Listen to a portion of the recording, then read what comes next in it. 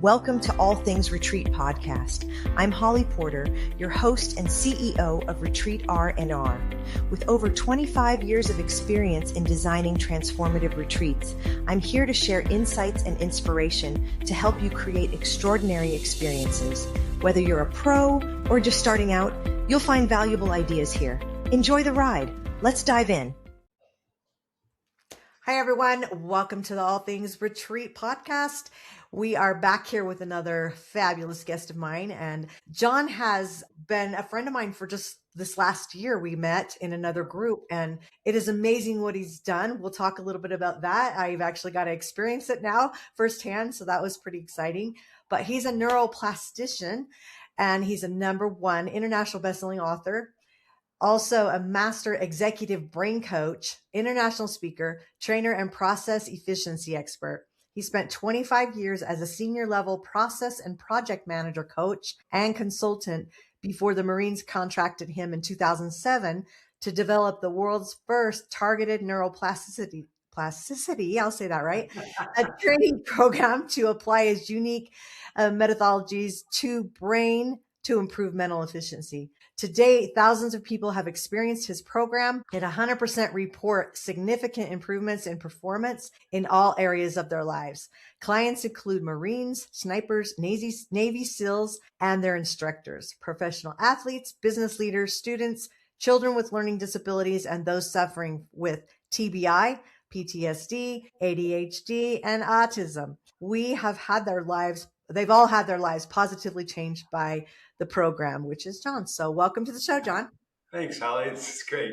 Appreciate it. So exciting. Okay, let's talk about the 25 years as a senior level process and project manager consultant. Before you applied all of this to the brain, like what led you to make the shift into neuroplasticity work? Yeah, great question. I love my work. So I was a consultant again to C-level. So we're talking about, CIO, CEO, COO of big companies like Motorola and Aon. And I had a kind of a gift, I guess you'd call it, for rescuing projects out of control. So that was the thing. They'd bring me in last minute. Let's get this back on track. Oftentimes, I think so they would have a scapegoat if I wasn't successful, right? But always worked. And I had a very kind of specific way of evaluating the processes that were critical to success, pulling all the team on board and accomplishing those. And we're talking about big projects like the entire Y2K transition for Motorola, PCS, small ones. Anyway, so I love doing that work. And then what really changed my life was when my brother David came back from Iraq in 2006 and said IEDs are killing us. So IEDs are the improvised explosive devices that are so dangerous. I mean, you could have a bomb under a pile of garbage in a corner somewhere and a trigger man a mile away with a trigger.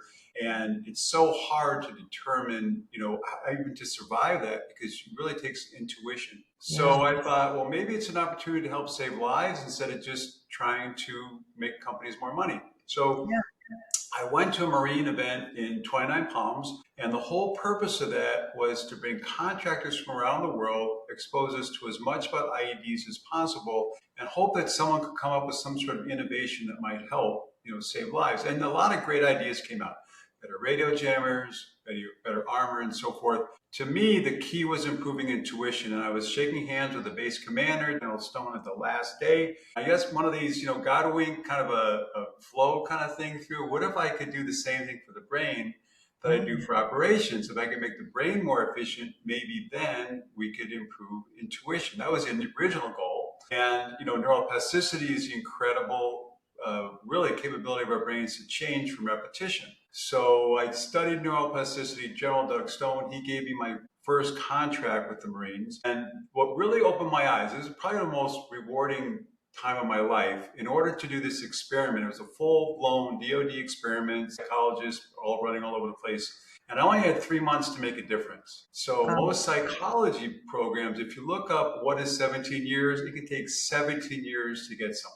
But, as a consultant, you're successful, you get fired. So I had 3 months. I embedded with these Marines, 40 guys. At the time, it was the worst platoon in the battalion. So they'd suffered from a lot of post-traumatic stress. They'd lost 16 guys a cycle before. they were failing a lot of their pre-deployment objectives. So I embedded with them. These guys were amazing, most amazing experience in my life for 3 months solid, embedding with these young Marines while I developed the original exercises that the program is based on. So three Okay. months later, not only now were they the best performing platoon of 40 guys out of a battalion of 1,000, but one of the best ever to go through final pre-deployment training back at 29 pounds. And then that's what it spread organically to Navy SEALs and snipers and pilots. But what I love about the program is because if you talk about all the wide range of people I help, the single component to all that is our brains. Everything flows to our brains. And so that original contract I had two goals. One was to improve decision making under stress, which obviously combat is probably the most stressful environment, but also accelerate recovery from the wounds of war. And so that's why the same program at its core can help autism, ADHD, and dementia at the same time, help an executive get more done faster. And I work with professional athletes. So all across the spectrum, if we can improve the brain's processing ability, everyone can improve what they're trying to do. Okay, did you define like what is neuroplastician? Did I say it right? Neuroplastician. Yeah, it's a great question, right? If you ask me that, What is that? well, and so it's funny that term was coined by Norman Doidge in his book, The Brain That Changes Itself. Phenomenal book, seminal book. That's what I read when I was developing the program. And so originally the Marines, that's what they called me because, I'm not a doctor. I'm not, I don't even play one on TV, right? And there's a few of us. He's written about several, and I've met some of the other ones he mentions in his books, and also the brain's way of healing himself. They're typically people like me who are outside the traditional medical psychological field because they've been trying for years to try to come up with something innovative. And just the nature of that field makes it very difficult because everything is peer reviewed, which means you're based on something that have done before. So very little grounds for innovation as opposed to business where innovation is what you strive for. So I've met a number of these people who just from outside the blue just had an idea. They have a need that they want to try to solve, and they've been amazingly successful with different techniques or technologies that can help the brain perform better, pretty much outside the regular medical field, but just really, really effective.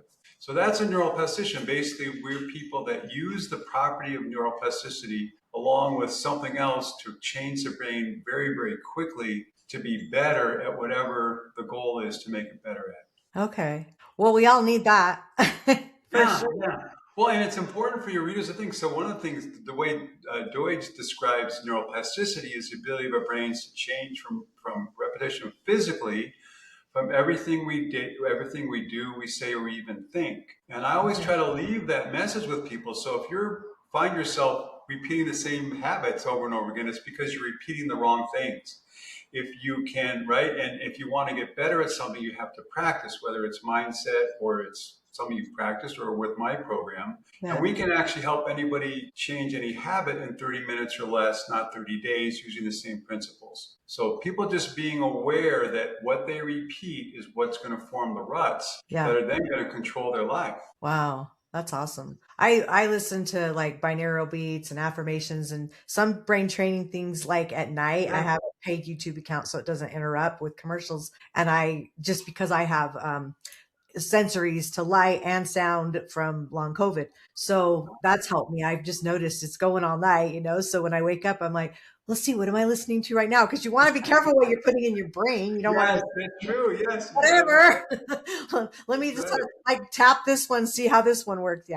Right. Anyway, I love stuff like this. So what I want to do is kind of like put a little container around what you do and how, because most of our listeners are retreat leaders. And what I feel like is fascinating about it is how a retreat leader could learn from you. Not only could they do this to help their productivity and help their businesses, which also can help them as a retreat leader, but you also certify people to do what you do. And how amazing, to these retreat leaders listening, listen up, how amazing would that be to have this kind of a skill or build a retreat around being able to do this kind of work? And I wanted to say that before I have you maybe share a couple success stories, John, because I think that, we love stories, but I wanted the retreat leaders listening to realize this is something you can do and can be trained. And so talk about that and how much time that would take, what that looks like. And Sure. then I want to talk about some stories, some success stories around it. Yeah, so basically a retreat leader is a perfect example, right? Because they're trying to juggle so many different things. Yeah. And so they've got to be, and so at the bottom line layer of what my program does, it really targets very specific mental processes we might call cognitive skills. So analysis and synthesis, for example, right? You're breaking things down, putting it back together. Pattern recognition, recognizing patterns. Our ability to recognize patterns underlies our ability to multitask. Because I'm sure retreat leaders, they've got their job, they've got the retreat to plan, they've got people to find. So each one of those tasks that they do, it really involves a little different pattern that their brain needs to pick up on. And the quicker they can adjust from pattern to pattern, the more they'll get done in less time. I have an example of this story. One of my favorites is an entrepreneur who had just started her own business, kind of the same thing, trying to do her job plus start her business. It was a construction business, male dominated, under lots of stress, overwhelmed, right? Trying to get a certification, trying to get her customers. When I started working with her, one of the things I leave my clients with, and also the people I certify, are a couple of very quick neuroprimers. In the neuroprimer, there's a 1-minute neuroprimer and a 5-minute neuroprimer. And when you run through them anytime during the day, it's kind of a real quick refocus mental speed up drill. So no matter what you're doing, you refocus and you get more done better. So working with Lydianne, after about 3 weeks, she said, "You're not going to believe this. I've freed up so much time I can start dating again." Wow. Right? So her whole business is going so well that she's freed up to help her personal, which we really want, right? I mean, work is great, but we want to be able to have time for our personal time as well. And so I recently, last year, just started certifying other people, which I absolutely love. So when I certify people, I train them. They go through a condensed. It's only 6 hours of condensed brain training. So one of the things about my program that's so effective is it changes so fast. Based on research that found this specific type of stimulation starts to change your brain immediately, because we know our brains will change over time through neuroplasticity, days, weeks, and months and years. This changed me. So 6 hours of pretty intense brain training for them. So now their life has improved tremendously. I show them how they can integrate some of the program into what they're already doing. So into their retreats, into their program. But then the other great, and a lot of them actually, several now, they're actually using the certification in their marketing. So they can charge more for their services, right? Because they get better results. But then the other rewarding part is that then they can use it with their family and their friends. So people are getting certified. They may have kids that are athletes or kids with learning disabilities. And rather than having to rely on me to schedule that time, they can work the exercises like dinner or whenever they want to with their family. It's very rewarding for me because it kind of takes me out of the middle, but what I've created can just help so many more people. For sure. And I know you've helped a lot of people with autism too. Recently, great stories from autism. ADHD for a long time. In fact, I'm working on a course for parents of kids with ADHD. Yay. But recently, just the feedback from the parents of autistic kids has just been really incredible. I want to put a plug for a retreat leader that's listening. I think needs to hear this. How amazing would it be for you to get certified with John to do this, have a retreat for parents with autistic kids? Yeah. Wouldn't that be amazing to see how much more people you could help that way? It's like a domino effect. It really is. Exactly. And again, it's hard for people to understand the wide range of people help, but again, it all comes back to the brain. And when we make the brain faster, more efficient for autism, it's more of a filtering issue. We improve that ability.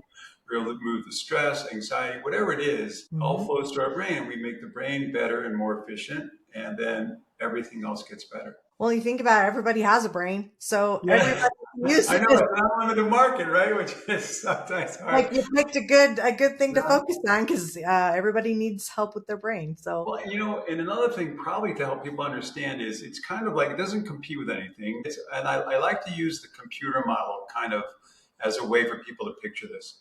So with our computer, we have the applications we do. It could be a browser, it could be games, it could be office software, whatever. And then we have the operating system that everything flows through, and then we have the processor.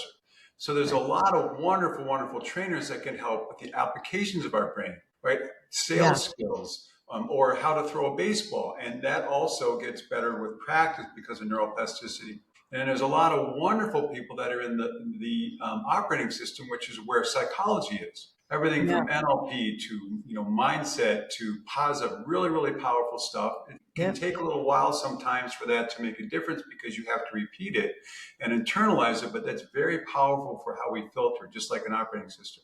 And then where I operate is just the processor.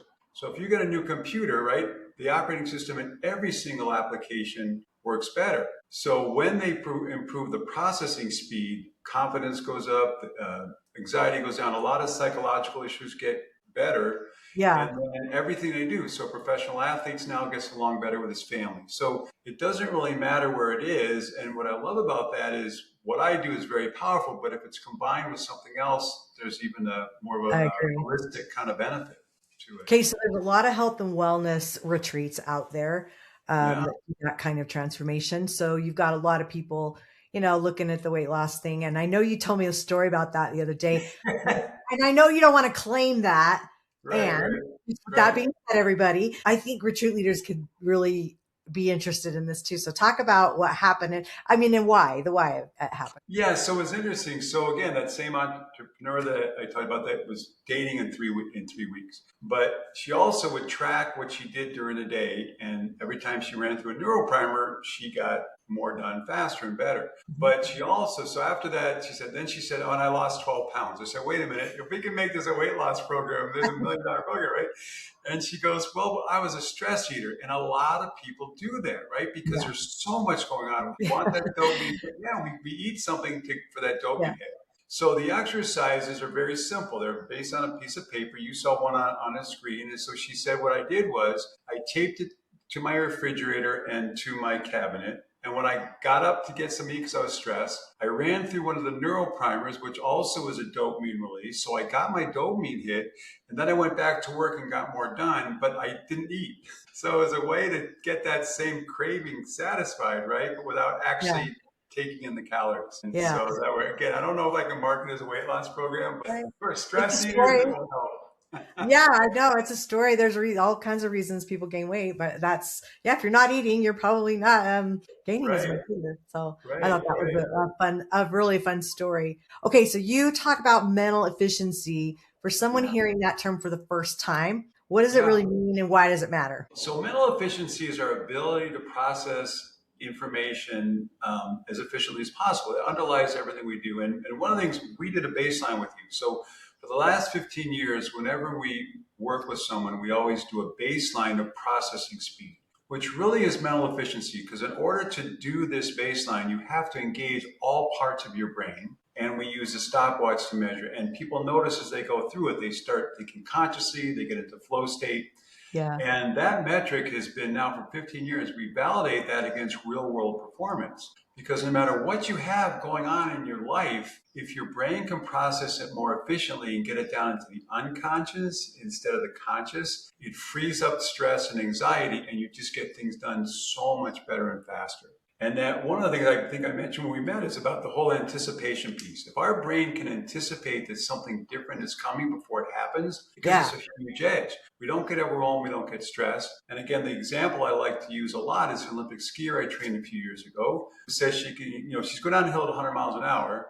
And she now says she can ski fast without falling because she can see the snow conditions further out. Now her eyes are the same and the snow is the same. But instead of processing everything in a stressful situation consciously, where it takes a lot of work, we get stressed. Right. When you can anticipate, you're processing out here, and all those little micro decisions become unconscious, and you get into flow state. And that's the same for a busy executive or a parent or any athlete. If that processing is unconscious, then stress goes down and performance improves. That's right. Yeah. Okay. Wow. Okay. I'm going to give you some rapid fire questions and I just Okay. want you to give me quick answers. The first thing that comes to your mind. I'm going to test your brain now. The unprofessional. Okay. All right. You ready? Yes. All right. One daily habit that improves brain performance. Doing my neuroprimers for sure. I do those every day. It makes a big difference for people. Okay. Biggest myth about the brain. That it won't change. That was a myth for years and years and years. Neuroplasticity proved that wrong with brain scanning. Our brains change to the day we die. Our brains are always changing. Love that. Best way to reset your mind under stress? Well, obviously my exercises. If you don't do that, breathing exercises can work really well to kind of help you get reset, refocus. And I don't want to keep always saying my exercises because if they don't have them, they don't know how to do this. But absolutely, that's a great way to reset your brain. Okay. A word that defines high performance. I'm sorry? A word that defines high performance. Fast. Okay. Morning routine or night routine? I think both are very important. Night routine to make sure you sleep and are thinking about the next, so your brain can figure out your problems for the next day while you're sleeping. And morning routine, absolutely, to get your day started. Okay. The brain loves more of stimulation. Ooh. The biggest mistake leaders make with their mental energy. They waste it on getting distracted and taking them away from what they need to focus on. A book that influenced you? The Brain That Changed Itself by Norman Deutsch. That was huge. That's what this whole thing started from. Wow. Oh, that's amazing when a book does that. I love it. One thing that everyone should do to train their brain. Try to make stretching your comfort zone your comfort zone. It's one of my clients, top quarterback now in the history of the Canadian Football League. That's his lifestyle, and I try to adapt that as well. Because you can put that on a shirt. I'm sorry? Put on a shirt? Yes. Well, say it again. Say it again. I can see that being on a t-shirt. So make stretching your comfort zone your comfort zone. Oh, you should put that on a shirt. I love that. Sure. Because every time you stretch it, your brain has to change to keep up with your reality, and then it becomes easy. Right? Hard things become easy with repetition. Oh, I love that. Well, okay. So wrapping up, I know we could talk forever, Don. I love this stuff. I love brain stuff. I'm going to put your contact information in the show notes for people that want to get a hold of you. So I think you've given me all that. And any last words of wisdom for the brain you want to share? Just that same thing is just that, your brain, people need to understand that your brain is always changing. And it will change to what we do it to, right? So if you want to sit around and watch Netflix all day, your brain's going to get lazy and your stuff is coming in. If you want to change your brain, especially with the kids, get outside, go for a walk, go play sports, do something outside, because all that data is coming in a very relaxing way. And it's really the best way to change your brain. Get off your phone is a great one, right? Get off your phone. Yeah. Have certain times when you and definitely your kids, I can go on forever this way. If your kids are under 6 or 7, you don't want them on the phone at all. So, and they can always reach out to me. And I'll tell them more about that. I speak on that sometimes. Did you say 6, 7? Yeah. My grandkids would be going 6, 7. Yeah, no, because up until that age, our brains are exploding with connections. So we learn to walk, we learn to talk, we learn to model. And those connections are made from modeling from adults and interaction with our environment. And so if they're on a digital device, they're not interacting with their environment. You put a bunch of kids on phones. You take those same kids, put them on a field with a ball, they'll occupy themselves all day long.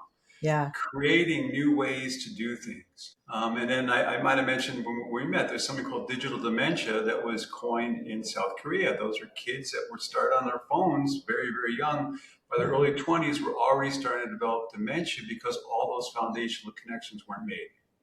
Wow. So very, very important. I can talk to people about that, or there's a lot of research out there, but whatever we repeat is what our brain internalizes. And if you're sitting looking at a phone all day long, then that's not the thing that you want to be doing for your brain. I agree. I totally agree.